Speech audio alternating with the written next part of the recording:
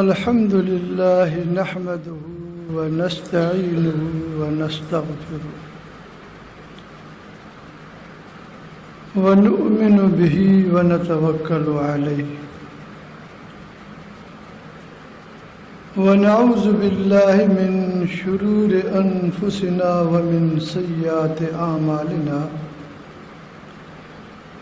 من يهده الله فلا مضل له ومن يضلل فلا هادي له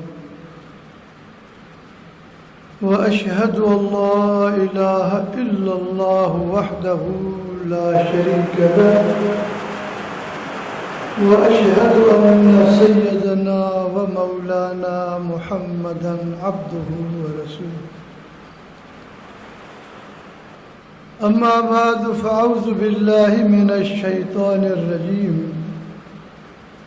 بسم الله الرحمن الرحيم وَلَقَدْ زَيَّنَّا السَّمَاءَ الدُّنْيَا بِمَصَابِيحَ وَجَعَلْنَاهَا رُجُومًا لِلشَّيَاطِينِ وَأَعْتَدْنَا لَهُمْ عَذَابَ السَّعِيرِ صدق الله العظيم. قال رسول الله صلى الله عليه وسلم لا تقوم الساعة حتى يقال في الأرض الله الله الله أو كما قال رسول الله صلى الله عليه وسلم. قال الله تبارك وتعالى في شأن حبيبه أعوذ بالله من الشيطان الرجيم بسم الله الرحمن الرحيم إن الله وملائكته يصلون على النبي يا أيها الذين آمنوا صلوا عليه وسلموا تسليما اللهم صل على محمد وعلى آل محمد كما صليت على إبراهيم وعلى آل إبراهيم إنك حميد مجيد اللهم بارك على محمد وعلى آل محمد كما باركت على إبراهيم وعلى آل إبراهيم إنك حميد مجيد. تمام احباب دل کی گہرائیوں سے بلند آواز سے درود شریف پڑھ لیں. اللهم صل على محمد وعلى آل محمد كما صليت على إبراهيم وعلى آل إبراهيم إنك حميد مجيد. اللهم بارك على محمد وعلى آل محمد كما باركت على إبراهيم وعلى آل إبراهيم إنك حميد مجيد. میرے محترم عزیزوں اور بزرگوں، آج ہم اور آپ یہاں میر آباد کی اس مسجد شریف میں ختم القرآن کی نسبت سے اکٹھے ہوئے ہیں اور حافظ حضرات جن کو اللہ پاک نے قرآن کریم کے حفظ کی سعادت نصیب کی تھی، انہوں نے تراویح کی نماز میں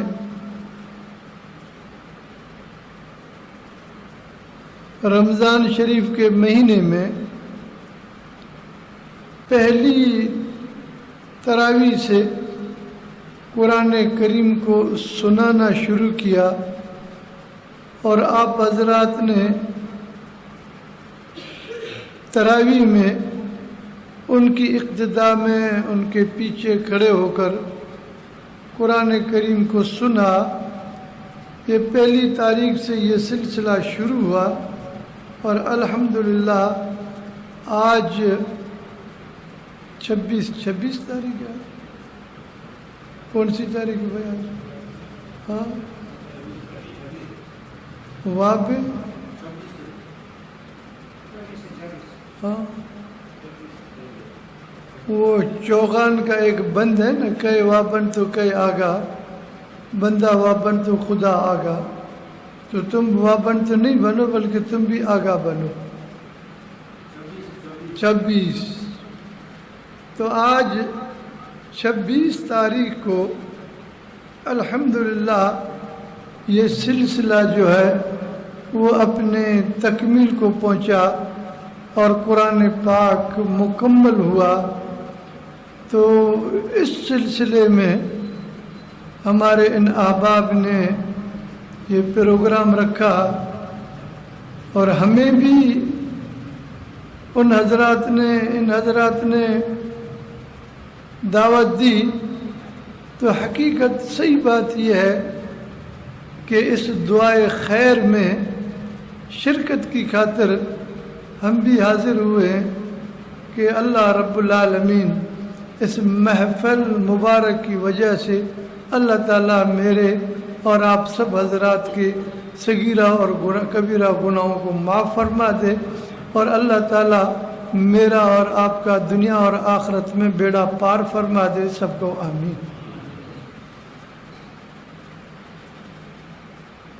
تکی بھی ہے تو عورت کون تھا مرزا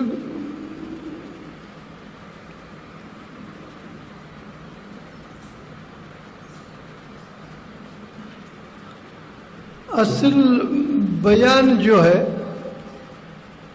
اصل بیان تو ہمارے مہمان خاص شیخ الحدیث حضرت مولانا نور الحق صاحب فرمائیں گے. ان سے پہلے برکت کی خاطر ساتھیوں نے حکم کیا ہے، میں بھی 2-4 جملے آپ حضرات کی خدمت میں عرض کر دوں گا. دعا کریں ہمارا اور آپ کا یہ سننا اور سنانا اللہ پاک قبول فرمائے. سب کو آمین. عزیز محترم دوستو، رسول اللہ صلی اللہ علیہ وسلم نے ارشاد فرمایا، آپ نے فرمایا کہ حفت الجنت تحت المکارہ، حفت الجنت تحت المکارہ وحفت النار تحت الشہوات، او کما قال رسول اللہ صلی اللہ علیہ وسلم. اللہ کے پیارے رسول پاک صلی اللہ علیہ وسلم نے فرمایا کہ جنت کو بھی اللہ پاک نے پردوں میں چھپا کر رکھا ہے. جنت کو اللہ تعالیٰ نے پردوں میں چھپا کر رکھا ہے، اور جہنم اور دوزخ کو بھی اللہ پاک نے پردوں میں چھپا کر رکھا ہے. بھئی جنت آپ لوگوں نے دیکھی ہے؟ آپ میں سے کسی نے جنت دیکھی ہے؟ مانتے ہو نا؟ دیکھی نہیں ہے، لیکن الحمدللہ سب مانتے ہیں الجنت حق والنار حق.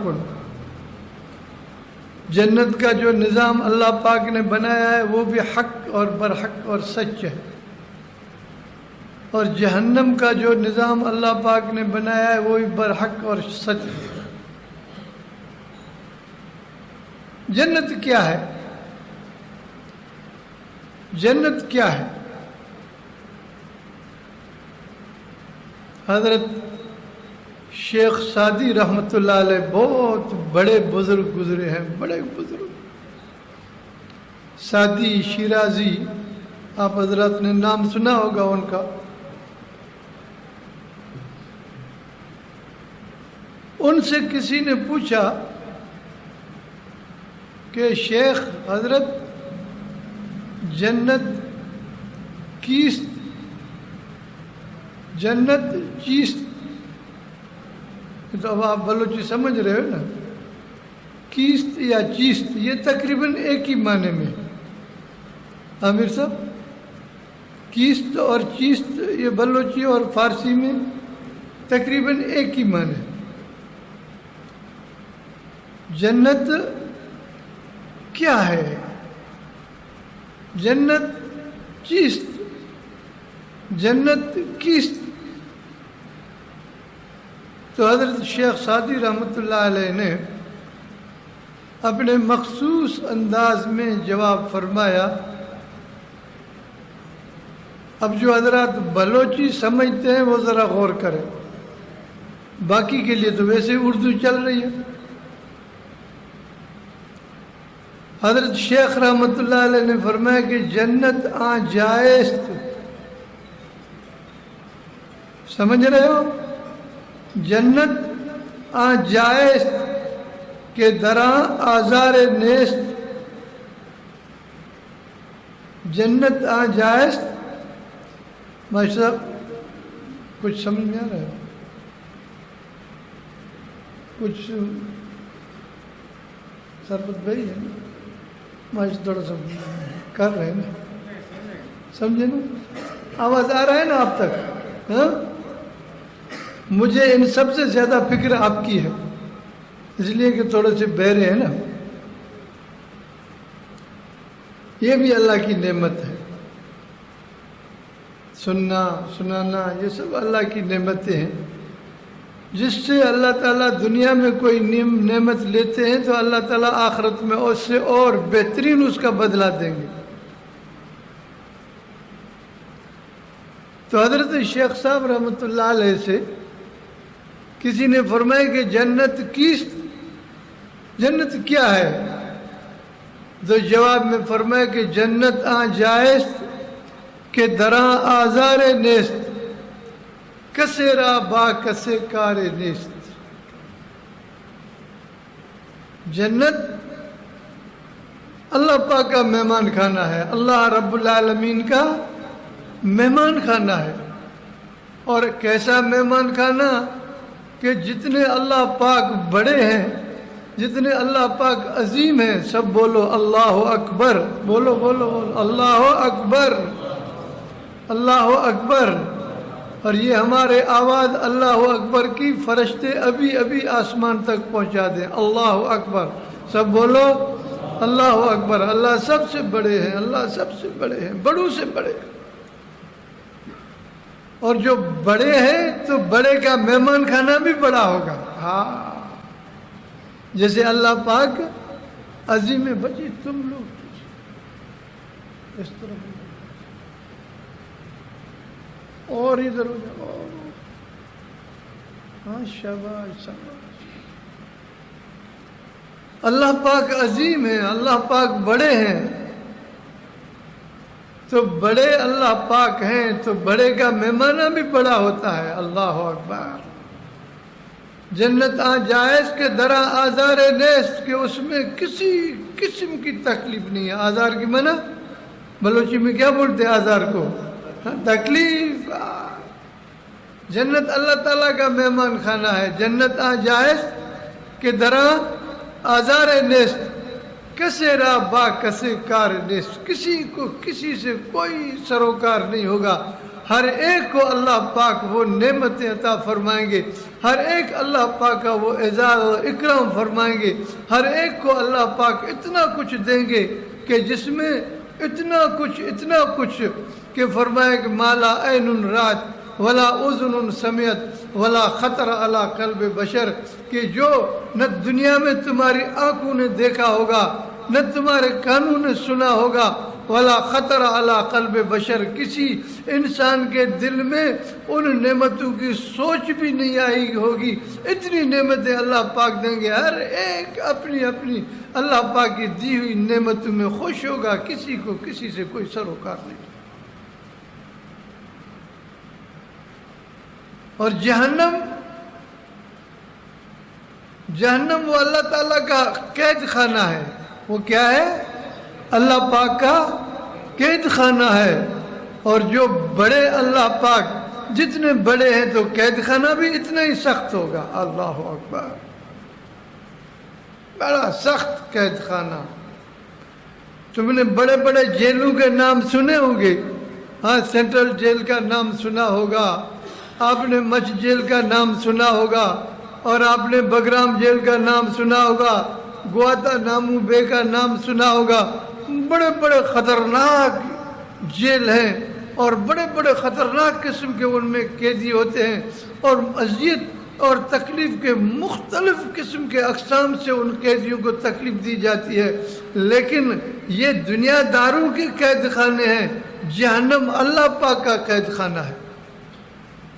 کیا ہے؟ اللہ پاک کا قید خانہ ہے۔ لیکن ہم میں سے کسی نے نہیں دیکھا ہے، لیکن ہم مانتے ہیں جنت بھی حق ہے، جہنم بھی حق ہے، حساب کتاب بھی حق ہے، قبر کا معاملہ بھی حق ہے، قبر کے اندر جو سوال جواب ہوتے ہیں وہ سب حق ہیں۔ اس لیے ہم مانتے ہیں، ہمارے ذہن میں آئے کہ نہ آئے، لیکن ہمارے پیارے آقا سیدنا حضرت محمد مصطفیٰ احمد مجتبیٰ سب کو صلی اللہ علیہ وسلم ہمارے پیارے آقا نے فرمایا، ہم نے سب کچھ چھوڑ کر اپنے آقا کی بات کو مان لیا ہے، سب حق ہے، برحق ہے، برحق ہے۔ اور واسطہ پڑے گا، جنت سے بھی واسطہ پڑے گا، جہنم سے بھی واسطہ پڑے گا۔ ہاں، اللہ رب العالمین نے انسانوں کو بنایا، فرمایا کہ انا خلقنا الانسان من امشاج نبتلیہ فجعلناہ سمیعا بصیرا۔ ہم نے، اللہ تعالیٰ فرماتے ہیں کہ میں نے انسان کو ایک قطرے پانی سے بنایا اور اس کو سننے والا اور دیکھنے والا بنایا۔ انا ہدیناہ السبیل، اور میں نے اس کو دونوں راستے دکھا دیے، اما شاکرا و اما کفورا۔ اب انسان کی مرضی ہے کہ وہ صحیح سمت میں چلے یا غلط سمت میں چلے، شکر والا راستہ اختیار کرے، کفر والا راستہ اختیار کرے، نیکی والے راستے پر چلے، بدی والے راستے پر چلے، شیطان کے راستے پر چلے، رحمان کے راستے پر چلے۔ اللہ پاک فرماتے ہیں کہ میں نے انسان کو مختار بنا دیا ہے، اس کی مرضی ہے بس۔ ابا نماز پڑھنے کے لیے آتے ہو، کوئی تمہیں روکتا ہے کہ نہ جاؤ؟ چلو روزہ رکھتے ہو، سحری کو اٹھتے ہو، کسی نے روکا ہے کہ بھئی کیوں اٹھے؟ چلو کوئی سینما میں جاتا ہے، کوئی پاکستان میں کوئی بازو میں پکڑتا ہے کہ مت جاؤ۔ چلو سینما تو پہلے گھروں کے صورت میں ہوتی تھی، اب سینما سب کے جیب میں۔ اب یہ فلمیں جو ہے نا وہ کیا ہے، بس بٹن لگایا ہے نا، اللہ اکبر، توبہ توبہ توبہ توبہ۔ یہ شیطان سب کے جیب میں پڑا ہے، ہے نہیں ہے؟ ہاں، لیکن روکتا کوئی نہیں ہے، بلکہ ماں باپ جو اپنے بچوں سے زیادہ محبت کرتے ہیں وہ اس کو خرید کر دے دیتے ہیں کہ لے لو بیٹا، تب بھی لے لو۔ یہ بچوں کے ساتھ دوستی نہیں ہے بلکہ دشمنی ہے۔ بچے کچے ہوتے ہیں، بچوں کا ذہن کچا ہوتا ہے، اور ان موبائل سے اور ٹچ موبائل سے اور اس میں یہ مختلف قسم کی مخرب اخلاق فلمیں یہ دیکھنے سے بچے اتنے برباد ہو جاتے ہیں، اتنے تباہ ہو جاتے ہیں کہ آئندے کے لیے وہ کسی زندگی کے لائق ہی نہیں ہوتے۔ سمجھو میری بات کو۔ تو بہرحال میں عرض کر رہا تھا کہ رسول اللہ صلی اللہ علیہ وسلم نے فرمایا، آپ نے فرمایا کہ حفت الجنت تحت البکارہ وحفت النار تحت الشہوات۔ اللہ تعالیٰ نے جنت کو بھی پردوں میں چھپا کر رکھا ہے اور جہنم کو بھی پردوں میں چھپا کر رکھا ہے۔ صحابہ کرام نے عرض کیا کہ اے اللہ کے رسول، سب کہو زور سے، سب کہو صلی اللہ علیہ وسلم، صلی اللہ علیہ وسلم، الف الف مرہ بعدد کل ذرہ۔ ایک دفعہ درود پڑھو گے اللہ پاک کی 30 رحمتیں تمہارے اوپر نازل ہوں، 10 گناہ معاف ہوں گے، 10 نیکیاں ملیں گی اور 10 درجات جنت میں بلند ہوں گے۔ سب کہو صلی اللہ علیہ وسلم، صلی اللہ علیہ وسلم۔ تو صحابہ کرام نے عرض کیا کہ اے اللہ کے رسول صلی اللہ علیہ وسلم، جنت کے اوپر پردے کس نوعیت کے ہیں؟ جنت کے اوپر پردے کس قسم کے ہیں اور جہنم کے اوپر پردے کس قسم کے ہیں؟ تو رسول پاک صلی اللہ علیہ وسلم نے فرمایا کہ جنت کو اللہ تعالیٰ نے مشقتوں اور تکالیف کے پردے میں چھپا کر رکھا ہے۔ جنت کو کس قسم کے پردوں میں؟ مشقتوں کے پردے میں، تکالیف کے پردوں میں، دقتوں کے پردوں میں اللہ پاک نے جنت کو چھپا کر رکھا ہے۔ اور جہنم کو وحفت النار تحت الشہوات، اور آگ جہنم اور دوزخ کو اللہ تعالیٰ نے خواہشات کے پردوں میں چھپا کر رکھا ہے۔ خواہشات میں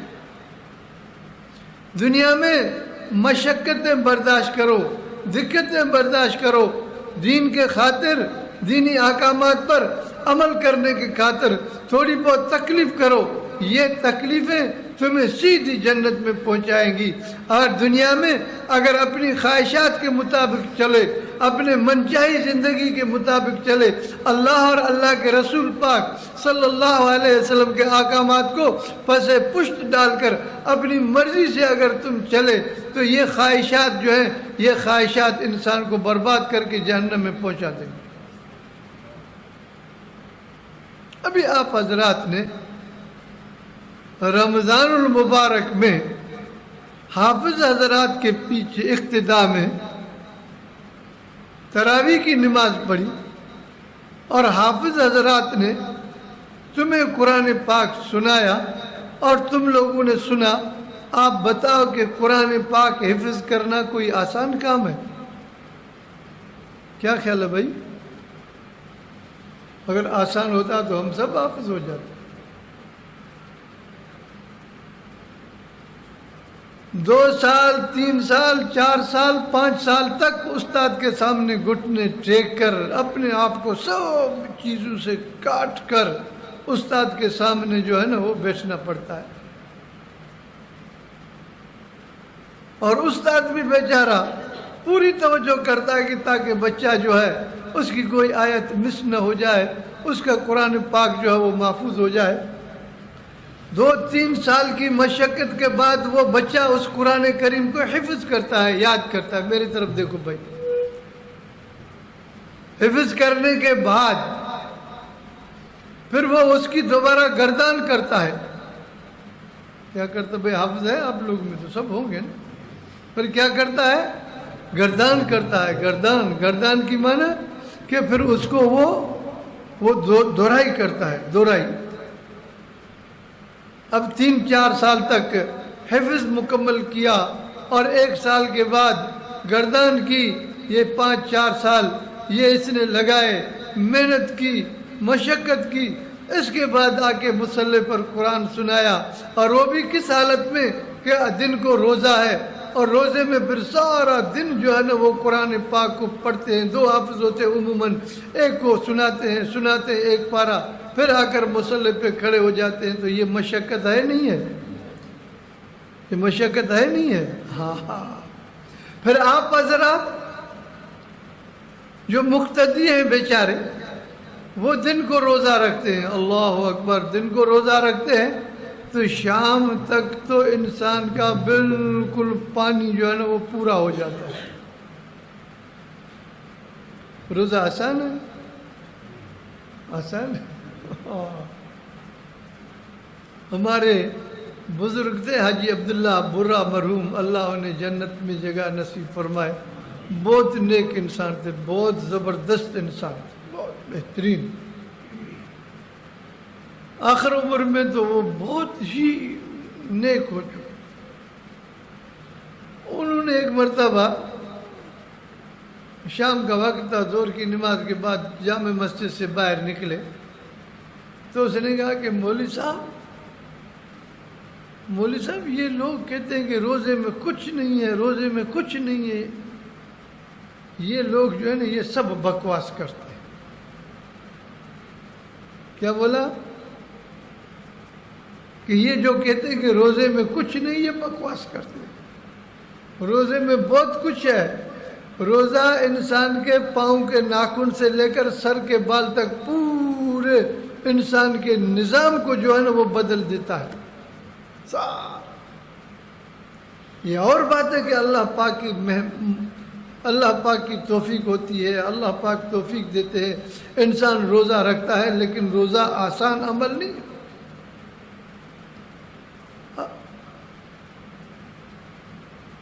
اب روزہ رکھتے، آپ سارا دن آپ نے روزہ رکھا، یہ مشقت تکلیف ہے کہ نہیں ہے بھائی؟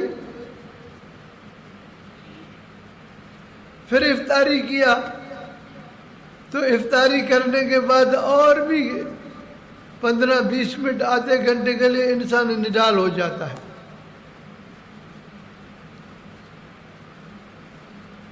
اب وہ جو پانی، جو خوراک انسان کے جسم میں جاتی ہے، وہ رولنگ کرتی ہے تو تھوڑی دیر کے لیے تو انسان بالکل جو ہے نا وہ کمزور ہو جاتا ہے۔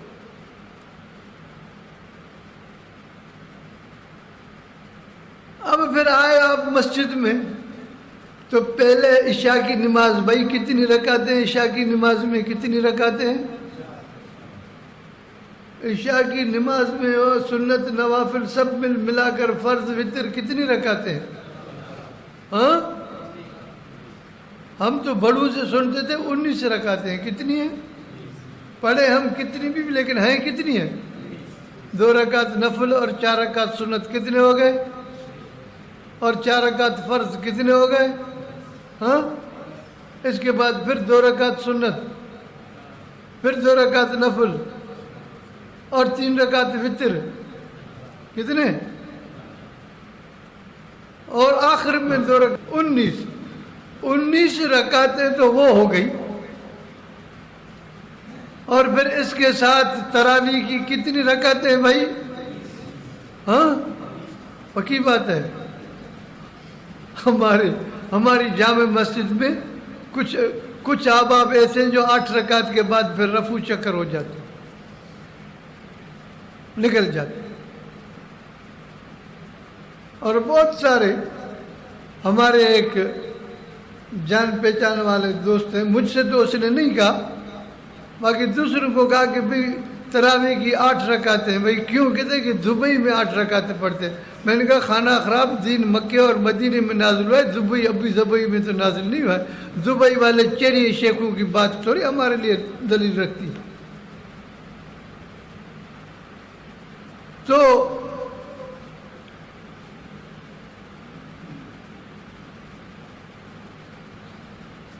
ماشاءاللہ جزاکم اللہ، مولانا صاحب تشریف لا چکے ہیں۔ تو میرے محترم عزیزوں اور بزرگوں، یہ بھروسہ رکھو کہ جو اللہ کے نبی نے فرمایا کہ من قام رمضان ایمانا و احتسابا غفر له ما تقدم من ذنبه ومن صام رمضان ایمانا و احتسابا غفر له ما تقدم من ذنبه، جس نے رمضان کے روزے اللہ تعالیٰ کی ذات کے ساتھ ثواب کی امید کے ساتھ رکھے، جس نے رمضان میں قیام کیا، تراویح کی نماز پڑھی اللہ پاک کی ذات کے ساتھ ثواب کی امید رکھتے ہوئے، تو نتیجہ کیا ہے؟ غفر له ما تقدم من ذنبه، اللہ پاک اس کو صاف کر دیتے ہیں۔ تو آج یہ بابرکت رات ہے، یہ بابرکت مجلس ہے۔ سارا مہینہ آپ حضرات نے قرآن کریم سنا۔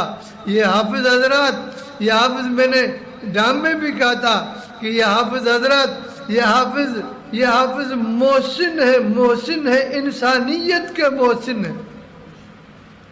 کیا ہے؟ مسلمانوں کے نہیں فقط کہ مسلمانوں کے محسن نہیں، بلکہ انسانیت کے محسن ہے۔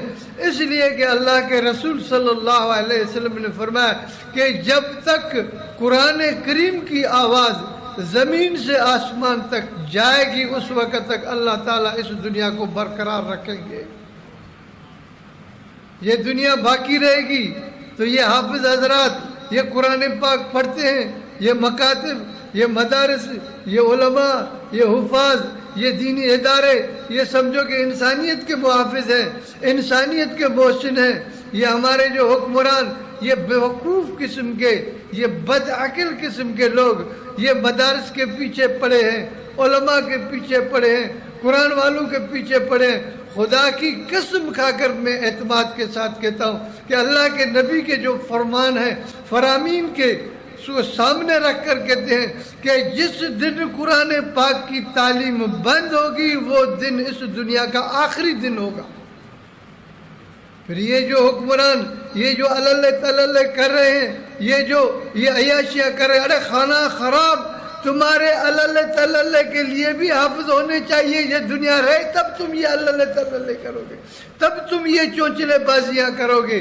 اگر یہ حافظ نہیں ہوں گے، یہ دنیا نہیں ہوگی، اس عالم کو اللہ پاک جب دھرم بھرم کر دیں گے تو پھر تمہارا بھی کیا حشر ہوگا۔ یہ حافظ تو پھر اللہ کی مہربانی سے جنت میں جائیں گے، لیکن یا تم لوگوں نے تو جو کچھ کیا ہے اس کا مرتے وقت پھر تمہیں اس کے ساتھ جو واسطہ پڑے گا، پھر تمہیں پتہ پڑے گا کہ کیا ہے آخرت، کیا ہے حساب کتاب کیا ہے۔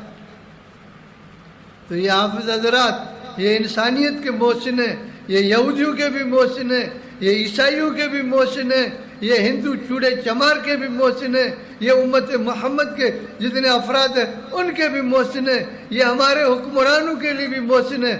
اللہ کرے کہ ان حکمرانوں کو، ان بڑوں کو اللہ پاک یہ بات سمجھ دے، اس بات کی سمجھ دے۔ تو اس لیے میرے عزیز محترم دوستو، آپ حضرات انتہائی مبارکباد کے مستحق ہو کہ آپ حضرات نے قرآن پاک کو سنا، اور حافظ حضرات یہ مبارکباد کے مستحق ہیں کہ انہوں نے سنایا، آپ لوگوں نے سنایا۔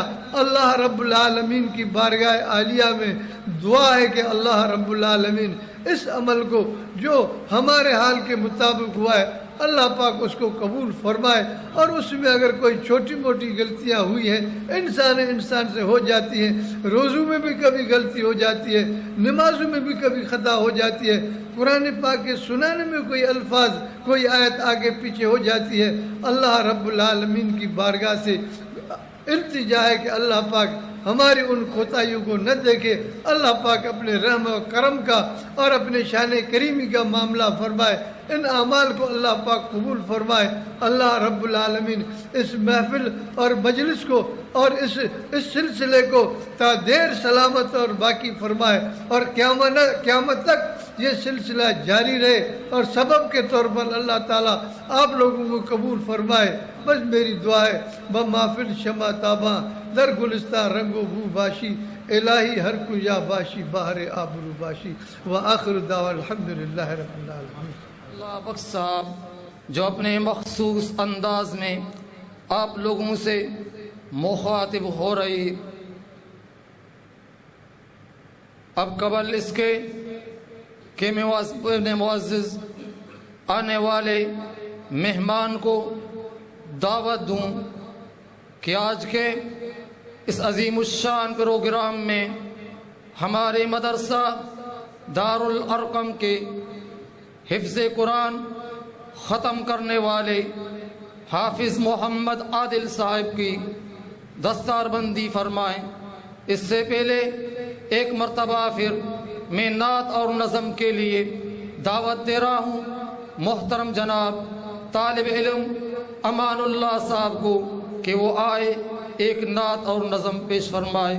محترم جناب امان اللہ۔ آنکھیں ترستی ہے یا رب، میری آنکھیں ترستی ہے یا رب، مجھ کو باغ مدینہ دکھا دے، پیار سے زندگی دینے والا، پیار سے زندگی دینے والا، مجھ کو پیارے نبی سے ملا دے، پیار سے زندگی دینے والا، مجھ کو پیارے نبی سے ملا دے۔ لے کے تلوار فاروق گھر سے قتل کرنے چلے تھے نبی کو، لے کے تلوار فاروق گھر سے قتل کرنے چلے تھے نبی کو، پاس پہنچے تو عرض کی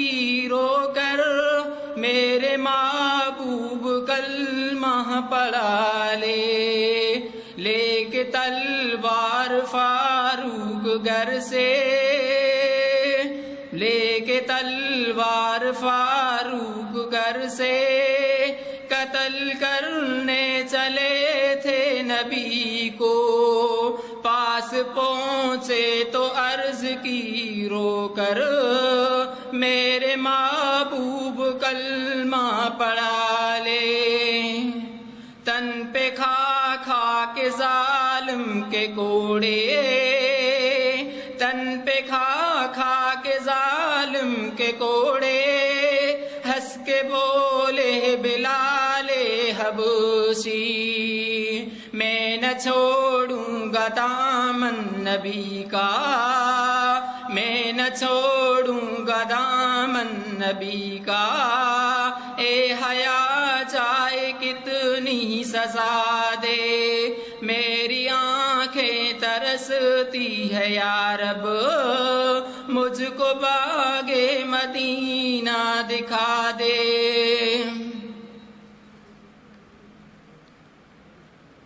ہو جس کے لیے محفل کونین سجی ہے، ہو جس کے لیے محفل کونین سجی ہے، فردوس بری جس کے وسیلے سے بنی ہے، ہو ہاشم مکی، ہو ہاشم مکی مدنی العربی ہے، او میرا نبی میرا نبی میرا نبی ہے، او میرا نبی ہے۔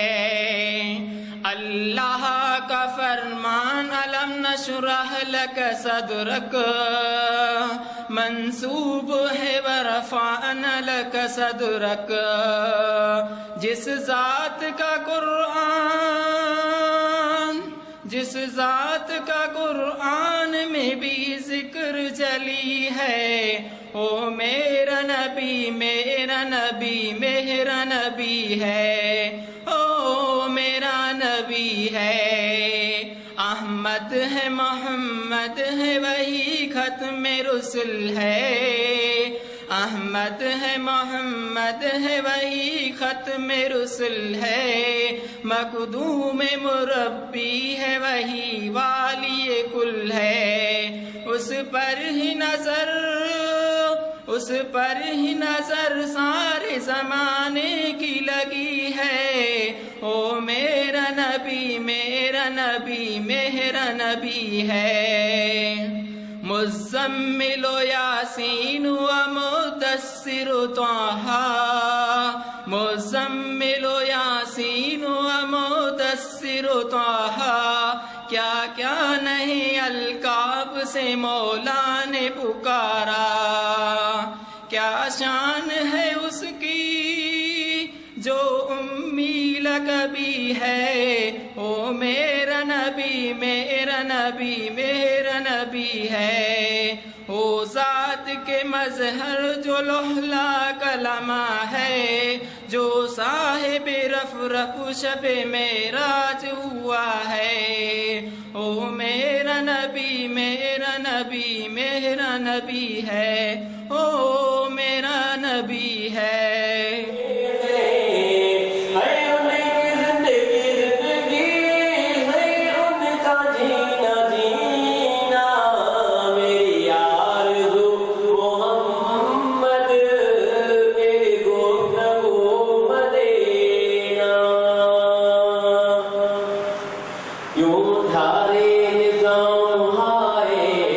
دنیا ہے بے ظلمت، اور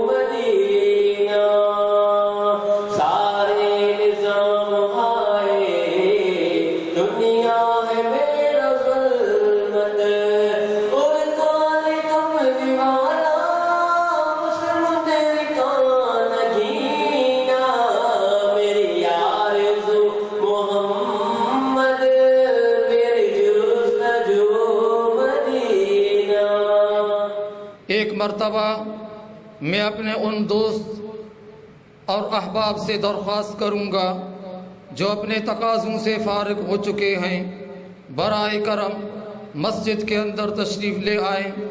اب ہم اپنے آخری اور اختتامی مراحل میں داخل ہونے والے ہیں۔ اب میں اپنے دونوں معزز مہمانوں کو تکلیف دوں گا کہ وہ اٹھ کر اپنی اپنی نشست پر کھڑے ہو جائیں، انتہائی ادب کے ساتھ، احترام کے ساتھ۔ میں نہیں ان دونوں شخصیتوں کو کوئی حکم دینے والا، نہ ہی ان پر آرڈر چلانے والا ہوں۔ علم و عمل کے اعتبار سے اگر میں سر اٹھا کر یوں دیکھنے کی کوشش کرتا ہوں تو میری ٹوپی پیچھے زمین پہ آتی ہے۔ انتہائی ادب کے ساتھ میں اپنے دونوں معزز مہمانوں سے گزارش کروں گا کہ وہ اپنے اپنی نشست پر کھڑے ہو جائیں اور ہمارے اس مدرسہ دارالارقم سے حفظ و تحصیل مکمل کرنے والے طالب العلم محترم جناب حافظ محمد عادل ولد عبدالعلیم کی دستار بندی فرمائیں۔ محمد عادل سے گزارش کروں گا کہ اپنی نشست سے کھڑے ہو کر ذرا قریب آ جائیں اور ہمارے معزز مہمان اس خوش نصیب طالب علم کی دستار بندی فرمائیں گے۔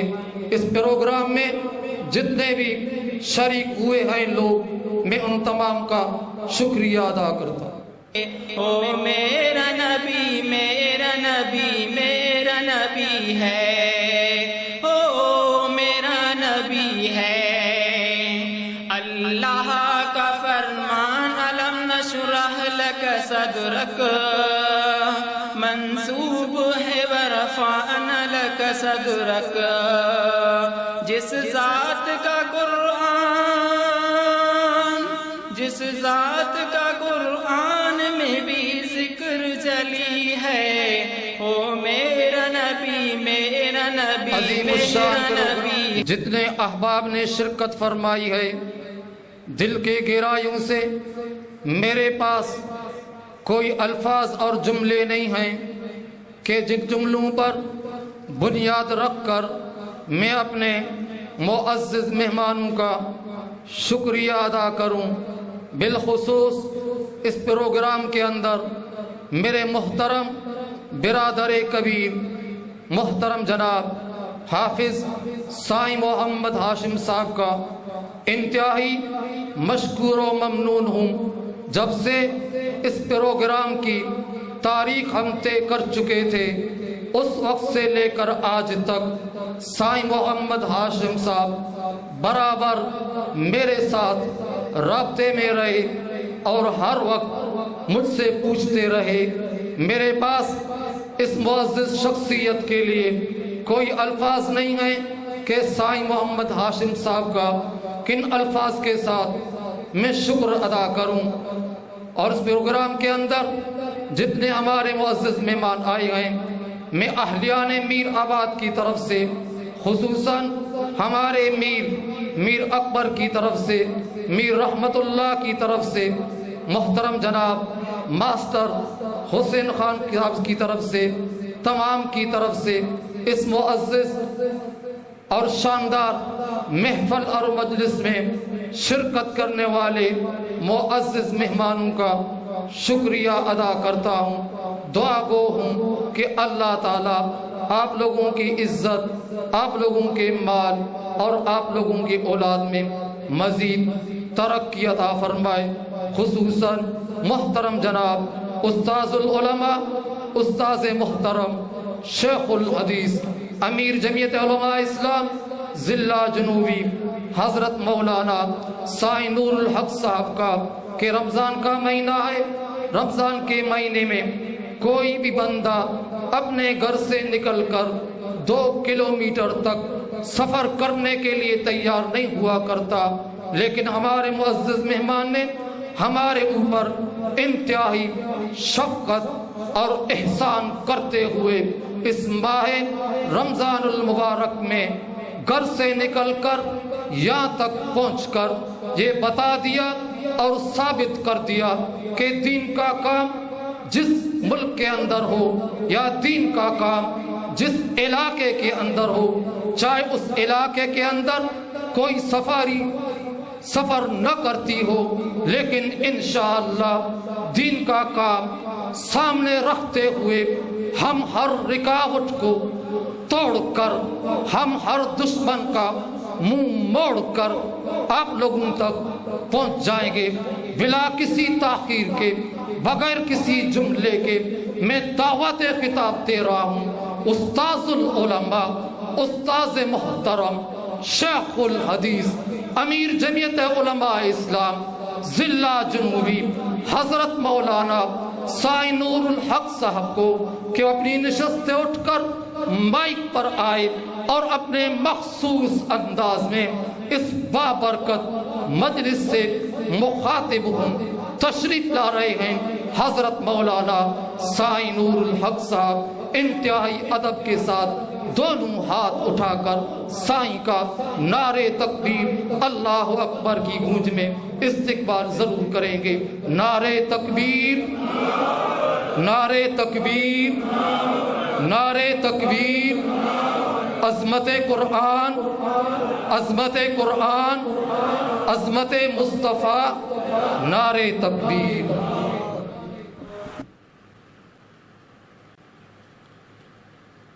نماز والا درود شریف تمام حضرات بآواز بلند پڑھے۔ اللہم صلی علی محمد وعلی آل ابراہیم انک حمید مجید، وبارک علی محمد وعلی آل محمد وعلی آل ابراہیم انک حمید مجید۔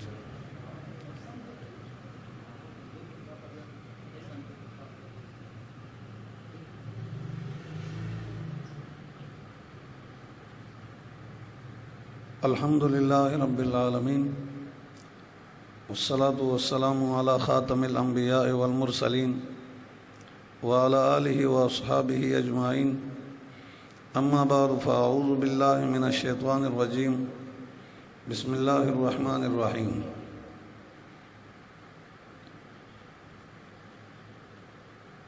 انما یخشی اللہ من عبادہ العلماء، وقال تعالی قل هل يستوي الذين يعلمون والذين لا يعلمون انما يتذكر اولو الالباب، وقال تعالى يرفع الله الذين آمنوا منكم والذين اوتوا العلم درجات، وقال تعالى شهر رمضان الذي انزل فيه القرآن، قال النبي صلى الله عليه وسلم الصيام والقرآن يشفعان للعبد، وقال صلى الله عليه وسلم من سلك طريقا يطلب فيه علما سلك الله به طريقا من طرق الجنة، وإن الملائكة لتضع أجنحتها رضا لطالب العلم، وإن العالم يستغفر له من في السماوات ومن في الأرض والحيتان في جوف الماء، وإن فضل العالم على العابد كفضل القمر ليلة البدر على سائر الكواكب، وإن العلماء ورثة الأنبياء، وإن الأنبياء لم يورثوا دينارا ولا درهما إنما ورثوا العلم، فمن أخذه أخذ بحظ وافر، او کما قال صلی اللہ علیہ وسلم۔ صدق اللہ صدق رسولہ النبی الکریم۔ انتہائی واجب الاحترام گرامی قدر حضرات علماء کرام، بزرگان محترم، آپ کے ضلع لسبیلہ کے نامور بزرگ عظیم عالم دین سائیں اللہ بخش صاحب دامت برکاتہم کا بڑا اچھا بیان ہوا، آپ حضرات نے سنا۔ ہمارے محترم میزبان مکرم حضرت مولانا اقبال صاحب کو اور یہاں کے نمازیوں کو پہلے نمبر اس بات پر مبارکباد پیش کرتا ہوں کہ بلوچستان کے ڈام کا یہ پسماندہ علاقہ میر آباد ہے، مدرسے کا نام میر آباد مدرسہ دارالارقم کے ہمارے ایک خوش نصیب ساتھی نے قرآن کریم کا حفظ مکمل کیا۔ میں سب سے پہلے اس نوجوان کو، اس کے والدین کو، اس کے پورے خاندان کو تہ دل سے مبارکباد پیش کرتا ہوں۔ پھر مولانا اقبال صاحب اور اس مدرسے میں محنت کرنے والے دوستوں کو مبارکباد پیش کرتا ہوں، استاد کو مبارکباد پیش کرتا ہوں، مدرسے کے ساتھ تعاون کرنے والے مخلص مسلمانوں کو مبارکباد پیش کرتا ہوں۔ اس کے بعد رمضان المبارک کے تراویح کے 20 رکعتوں میں اس مبارک مہینے میں مبارک راتوں میں تراویح کا مبارک عمل میں پورا قرآن کریم سننے اور سنانے پر آپ تمام حضرات کو تہ دل سے مبارکباد پیش کرتا ہوں، اور اس کے ساتھ دعا ہے اللہ کریم اپنے کرم سے ہر حرف پر سب کو اجر عظیم عطا فرمائے۔ میرے محترم بزرگوں، رمضان کا مہینہ ہے، رات کا اکثر حصہ گزر چکا ہے، اور نہ جانے کہاں کہاں سے آپ حضرات تشریف لائے ہیں، اور ہمیں بھی واپس کراچی جانا ہوگا، آگے سحری بھی ہے۔ لیکن میں آپ تمام حضرات کو، آپ کے جوش و خروش کو، آپ سب کے جذبہ ایمانی کو مبارکباد پیش کرتا ہوں، اور آپ سب کے اس ایمانی غیرت کو سلام پیش کرتا ہوں۔ آپ حضرات بغیر کسی لالچ کے صرف کلام اللہ کی محبت میں یہاں تشریف لائے ہیں۔ میں نے آپ کے سامنے 3 آیات تلاوت کی، 2 مبارک حدیثیں پیش کی، ان کا بھی تفصیل کا موقع نہیں، مختصراً عرض کروں۔ نمبر 1، اللہ کریم کا ارشاد ہے انما یخشی اللہ من عبادہ العلماء، کہ اس میں شک نہیں اللہ کے بندوں میں سے اللہ سے ڈرنے والے وہ علماء ہیں۔ انما یخشی اللہ من عبادہ العلماء، اللہ کے بندوں میں اللہ سے ڈرنے والے وہ علماء ہیں۔ دوسری قرات امام ابو حنیفہ رحمۃ اللہ علیہ اور عمر بن عبدالعزیز رحمۃ اللہ علیہ کی قرات میں انما یخشی اللہ من عبادہ العلماء، اس صورت میں یخشا کا معنی ڈر کا نہیں ہوگا، یخشا کا معنی رعایت کا ہوگا۔ مطلب یہ ہے اللہ رب العالمین اپنے بندوں میں سے علماء کی زیادہ رعایت کرتے ہیں، علماء کے ساتھ اللہ کا خاص کرم ہے۔ دوسری آیت میں ارشاد ربانی ہے قُلْ هَلْ يَسْتَوِي الَّذِينَ يَعْلَمُونَ وَالَّذِينَ لَا يَعْلَمُونَ، سوال اللہ پاک کی طرف سے کہ اے پیارے حبیب صلی اللہ علیہ وسلم آپ بتلا دیجئے گا هَلْ يَسْتَوِي الَّذِينَ يَعْلَمُونَ وَالَّذِينَ لَا يَعْلَمُونَ، کیا وہ لوگ جو علم والے ہیں، وہ لوگ جو علم والے نہیں ہیں، کیا یہ دونوں برابر ہوئے ہیں؟ سوال ہے، جواب آپ حضرات جذبے کے ساتھ دینا۔ کیا عالم اور جاہل کبھی برابر ہوئے ہیں؟ جذبے سے جواب دینا۔ عالم اور جاہل کبھی برابر ہوئے ہیں؟ پوری جرت کے ساتھ جواب دینا۔ دن اور رات کبھی برابر ہوئے ہیں؟ روشنی اور اندھیرا برابر ہوئے ہیں؟ سعادت اور شقاوت برابر ہوئے ہیں؟ خیر اور شر برابر ہوئے ہیں؟ عالم اور جاہل برابر ہیں؟ آگے ارشاد ہے خدا کا انما یتذکر اولو الالباب، عقل مند لوگ بات سمجھتے ہیں، جن میں عقل ہے وہ بات سمجھیں گے، جن میں عقل ہے وہ رب کی بات پر غور کریں گے، جن میں عقل ہے وہ خدا کی بات کو قبول کریں گے۔ میرے بھائی بتلا دیا عالم اور جاہل برابر نہیں۔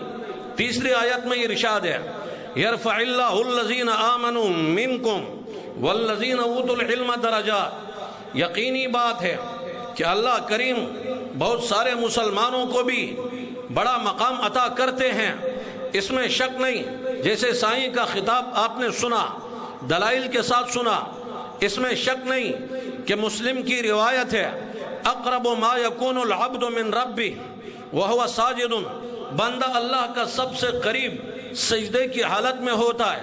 20 رکعت تراویح میں 40 سجدے کرتے ہیں، مطلب یہ ہوا ہر 20 رکعت تراویح میں 40 مرتبہ مسلمان کو اللہ کا قرب ملتا ہے، اس میں شک نہیں۔ گھر میں کوئی وضو کرتا ہے، نماز کے لیے مسجد کی طرف آئے، ہر قدم پر گناہ معاف ہے، ہر قدم پر نیکی ہے، ہر قدم پر درجہ بلند ہے، اس میں شک نہیں۔ ایک مرتبہ عام مسلمان اپنے حبیب صلی اللہ علیہ وسلم پر درود شریف پڑھتا ہے، اللہ کریم کی طرف سے 10 رحمتیں نازل ہوتی ہے، 10 خطائیں معاف ہو جاتی ہے، 10 درجے بلند ہو جاتے ہیں، اس میں شک نہیں۔ کوئی عمل اللہ ضائع نہیں کرتا، ان اللہ لا یظلم مثقال ذرہ، اللہ پاک ذرے کے برابر کسی کا عمل ضائع نہیں کرتا۔ کان اللہ شاکرا علیما، اس سے بڑا قدردان کوئی نہیں، اس سے بڑا علم والا کوئی نہیں، اس کی قدرت پوری کائنات پر حاوی ہے، وہ اپنی ذات میں بے مثل اور بے مثال ہے، وہ اللہ عز و جل ہے، وہ تبارک و تعالی ہے، وہ ارحم الراحمین ہے، وہ اکرم الاکرمین ہے، وہ علی کل شیء قدیر ہے، وہ علیم بذات الصدور ہے، وہ غافر الذنب ہے، وہ قابل التوب ہے، هو اللہ الذی لا الہ الا هو الرحمن الرحیم الملک القدوس السلام المؤمن المہیمن العزیز الجبار المتکبر الخالق البارئ المصور الغفار القہار الوہاب الرزاق الفتاح العلیم القابض الباسط الخافض الرافع المعز المذل السمیع البصیر الحکم العدل اللطیف الخبیر الحلیم الغفور الشکور العلی الکبیر المقیت الحفیظ الحسیب الجلیل الکریم الرقیب المجیب الواسع الودود الحکیم الباعث الشہید الحق الوکیل القوی المتین القادر المقتدر۔ میرے بھائی لہ الاسماء الحسنى 99 نام قرآن کریم میں ذرا غور کرے، من احصاها دخل الجنہ، جو 99 ناموں کو یاد کرے گا اللہ اسے جنت میں داخل کرے گا۔ میرے بھائی 99 نام قرآن کریم میں اور خدا کی صفات پوری کائنات کے درخت مل کر قلم بن جائے، سارے مخلوقات منشی بن جائے، اور سارے سمندر کے پانی مل کر ساتھ اور ملاؤ وہ سیاہی بن جائے، اللہ کی صفات لکھنا شروع کریں، اللہ کی کلمات لکھنا شروع کریں، یہ سارے قلم گھس جائیں گے، سیاہی ختم ہو جائے گی، مخلوق کے ہاتھ شل ہو جائیں گے۔ اللہ کریم کا علم نہ علم ختم ہوتا ہے، نہ صفات کی کوئی انتہا ہے، وہ ذات بے مثال، صفات بے مثال، قدرت لا زوال، علم کامل اصلی ازلی کل کائنات پر محیط ہے، وہ رب اپنی ذات میں بے مثال ہے۔ جو قرآن کریم اس نے نازل کیا وہ قرآن کلاموں میں بے مثال ہے، وہ اللہ کائنات کا بادشاہ، اس کا قرآن تمام کائنات کے کلاموں کا بادشاہ، اللہ اپنی صفات میں بے مثال، اپنی ذات میں لم یزل ولا یزال، قرآن کریم بھی بے مثال، لم یزل لا یزال۔ قرآن کریم کی تاثیر میں، اس کی برکت میں، اس کے انوارات میں، اس کی فصاحت میں، اس کی بلاغت میں، اس کی روانی میں، اس کے احکامات میں، اور اس کی چاشنی میں، اور اس کی لذت اور مٹھاس میں، رب کائنات کی قسم پوری کائنات میں مثال نہیں مل سکتی۔ اللہ اپنی ذات میں بے مثال ہے، اللہ کا قرآن بھی پوری کائنات میں بے مثال ہے۔ میں عرض کر رہا تھا ہر مسلمان کا کوئی عمل اللہ ضائع نہیں کرتا، لیکن اگلا جو ارشاد ربانی والذین اوتوا العلم درجات، لیکن علم والوں کے درجات بہت ہی زیادہ بلند ہے۔ اب آئیے حدیث کی طرف۔ مشکات کی روایت ہے، حضرت ابو دردہ رضی اللہ عنہ دمشق کی جامع مسجد میں تشریف فرما ہے۔ ایک آدمی مدینہ منورہ سے آیا،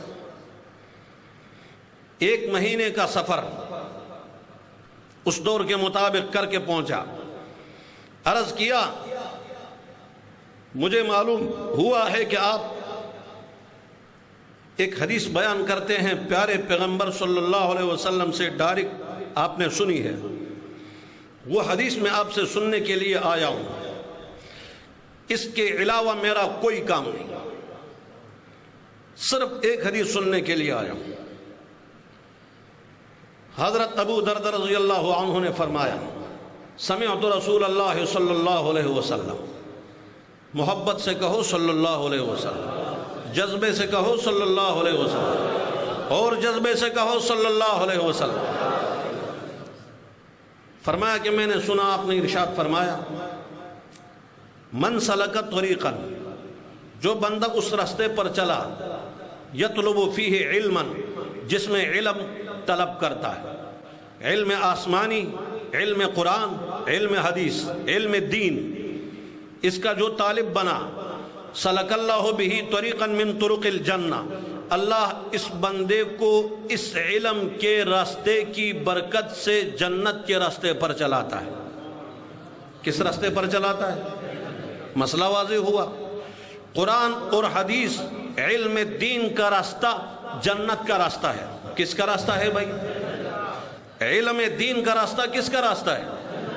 اگلا جملہ وَإِنَّ الْمَلَائِكَةَ لَتَضْعُ أَجْنَحَتَهَا رِضْوًا لِطَالِبِ الْعِلْمِ۔ اب یہ طالب علم تو بنا، گھر سے نکلا،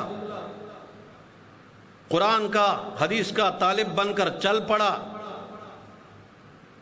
تو فرشتوں کی نظر میں کیا حیثیت ہے اس کی؟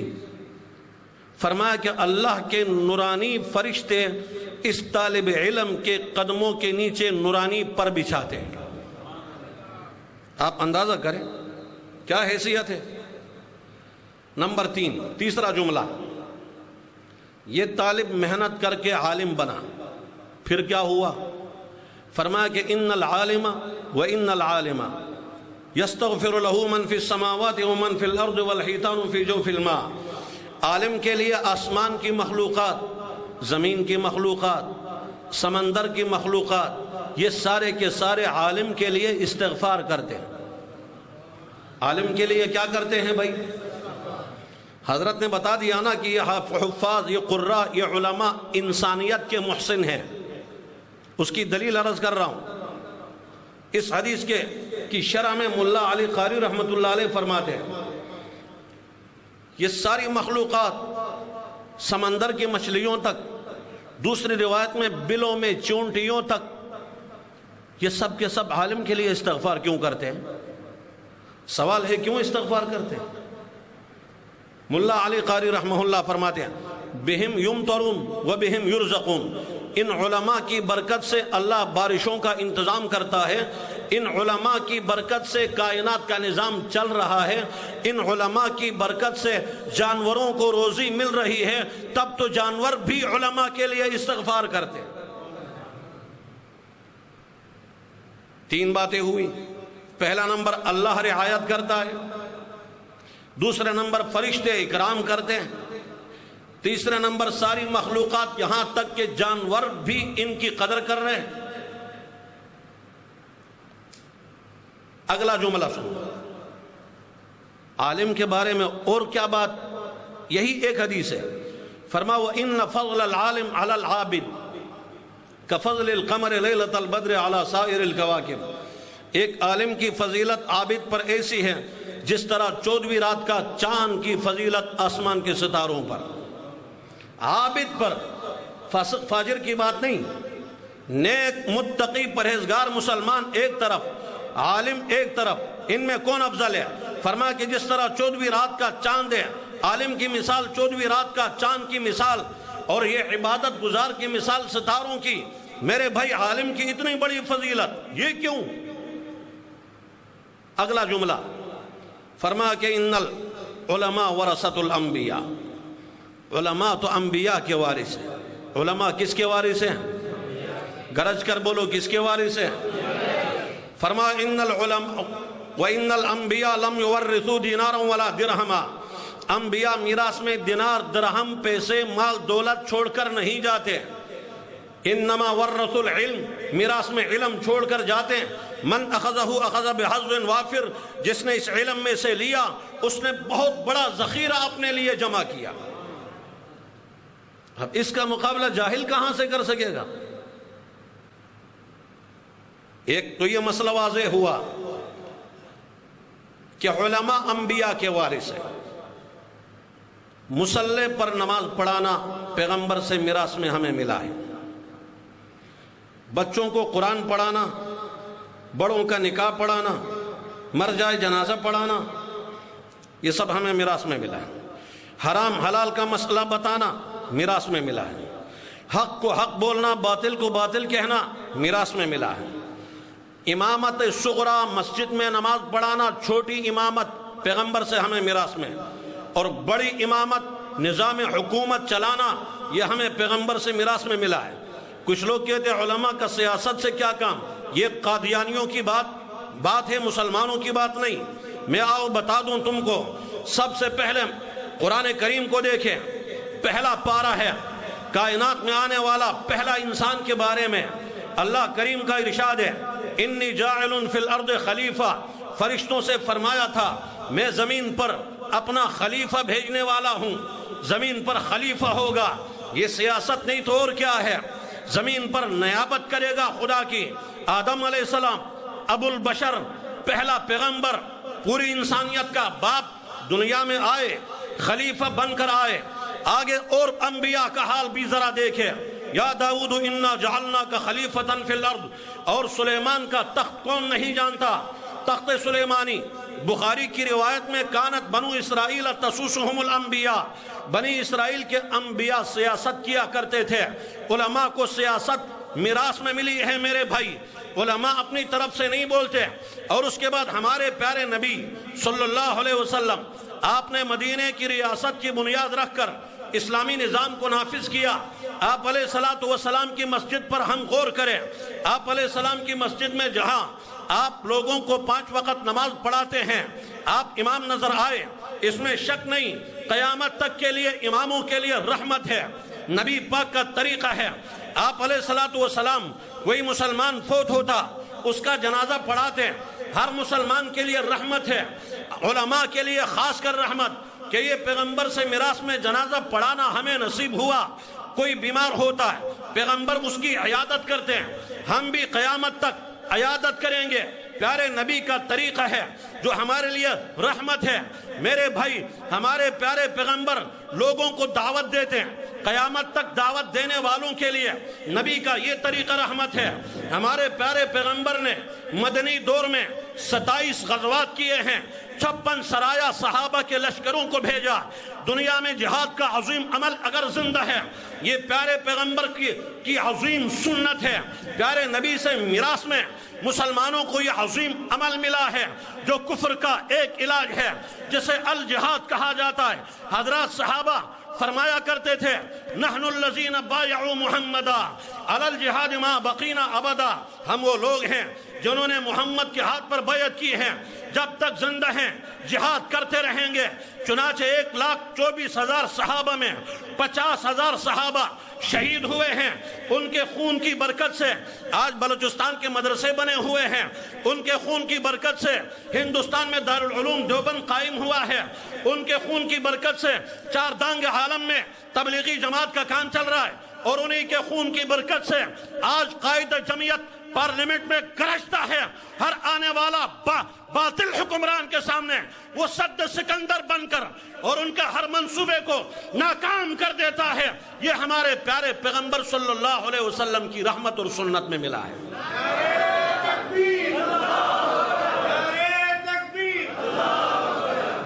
آپ نے حکومت چلائی، ہمیں یہ طریقہ رحمت میں ملا ہے۔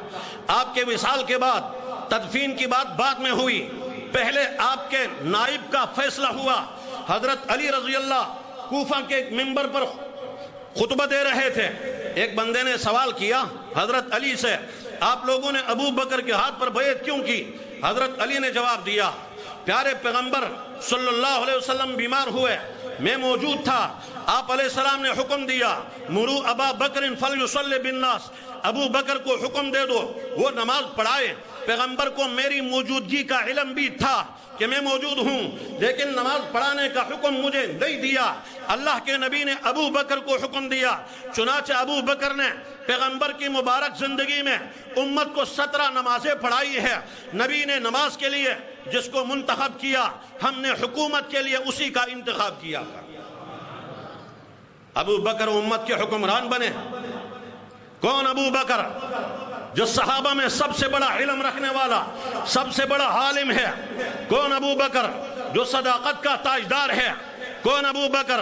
جو صدیق اکبر ہے۔ کون ابو بکر؟ جو پیغمبر کا یار غار ہے۔ کون ابو بکر؟ جو اول المسلمین ہے۔ کون ابو بکر؟ جو اول المؤمنین ہے۔ کون ابو بکر؟ امت کا اجماع ہے، جو افضل البشر بعد الانبیاء ہے، تو ابو بکر صدیق اکبر ہے، امت کا پہلا حکمران۔ ابو بکر صدیق کے بعد حضرت عمر فاروق اعظم امت کا حکمران بنے، عظیم عالم بھی ہے، عظیم فقیہ بھی ہے۔ کون عمر؟ جو چمک نگاہ عمر میں ہے۔ کون عمر؟ حدیث میں ان اللہ یجری الحق علی لسان عمر و قلبی، اللہ نے عمر کی زبان اور دل پر حق کو جاری کر دیا۔ کون عمر؟ جو 22 لاکھ مربع میل زمین کا فاتح ہے۔ کون عمر؟ جو عناصر اربع، آگ، پانی، مٹی، ہوا، خدا نے جس کو عمر کا تابع بنا دیا۔ کون عمر ہے؟ جو عدل و حریت کا تاجدار ہے۔ کون عمر ہے؟ جس نے 4000 مسجدیں بنوائی۔ کون عمر ہے؟ جس نے 900 جامعات بنوائے۔ وہ عمر ہے جس کا عدل کا چرچا آج انگریز کے نظر میں بھی ہے، قیامت تک عمر کا عدل چمکتا رہے گا۔ میرے بھائی، وہ عمر جو 22 لاکھ مربع میل زمین پر جس نے حکمرانی کی اور اسلامی نظام نافذ کیا، اور قیصر اور کسریٰ کا غرور کو جس نے خاک میں ملا دیا، جو چمک نگاہ عمر میں ہے، نہ وہ شمس میں نہ قمر میں ہے، نہ وہ برق میں نہ شرر میں ہے، نہیں ہے پرے سی دم کہیں جو عمر کے تیغ و تبر میں ہے۔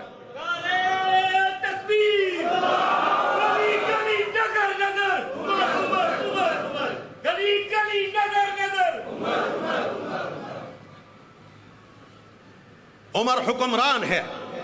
عمر کے بعد عثمان غنی، ذی النورین، ذو الہجرتین، ذو البشارتین۔ کون عثمان؟ ناشر القرآن۔ کون عثمان؟ عاشق القرآن۔ کون عثمان؟ پیغمبر کا دوہرا داماد۔ کائنات میں کسی کو یہ اعزاز نصیب نہیں ہوا جس کے نکاح میں پیغمبر کی 2 بیٹیاں آئی ہو سوائے عثمان غنی ذی النورین کے۔ کون عثمان؟ جو کامل الحیا ہے۔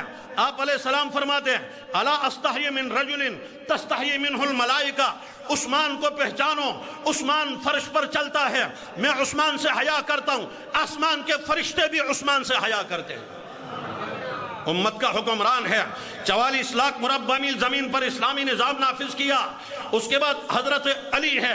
کون علی؟ حیدر کرار علی۔ کون علی؟ شیر خدا ہے۔ کون علی؟ اسد اللہ الغالب ہے۔ کون علی؟ جو بچوں میں سب سے پہلے اسلام جس نے قبول کیا وہ علی ہے۔ کون علی؟ جو پیغمبر کا داماد ہے۔ کون علی؟ اور حسین سیدہ شباب اہل الجنہ کے والد گرامی ہے۔ کون علی؟ جو فاتح خیبر ہے۔ کون علی؟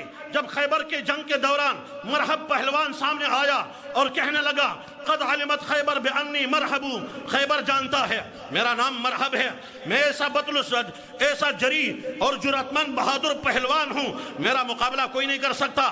حضرت علی آگے بڑھے، حضرت علی فرمانے لگے انا الذی سمتنی امی حیدرہ، میں تو وہ ہوں، میری ماں نے میرا نام حیدر رکھا ہے۔